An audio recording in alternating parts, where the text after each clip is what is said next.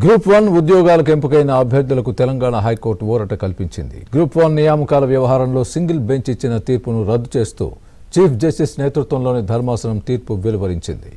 Group 1కు ఎంపికైన అభ్యర్థులు హర్షం వ్యక్తం చేస్తున్నారు. తెలంగాణలో గ్రూప్ 1 నియామక ప్రక్రియకు సంబంధించి గత కొంతకాలంగా కొనసాగుతున్న ఉత్కంఠకు తెరపడింది. గ్రూప్ 1 ఉద్యోగాలకు ఎంపికైన వారికి బిగ్ రిలీఫ్ కల్పిస్తూ హైకోర్టు డివిజన్ బెంచ్ కీలక తీర్పు ఇచ్చింది.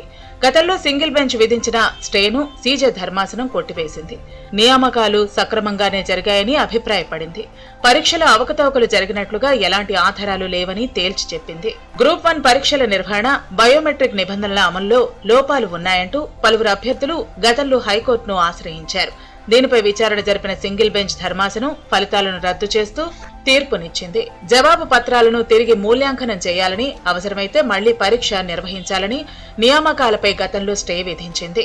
అటు సింగిల్ బెంచ్ తీర్పును సవాల్ చేస్తూ తెలంగాణ పబ్లిక్ సర్వీస్ కమిషన్ తో పాటు ఎంపికైన అభ్యర్థులు కూడా డివిజన్ బెంచ్ లో అప్పీల్ చేశారు. ఈ నేపథ్యంలో సీజే ధర్మాసనం సింగిల్ బెంచ్ ఇచ్చిన స్టేను ఎత్తివేస్తూ మధ్యంతర ఉత్తర్వులు జారీ చేశారు.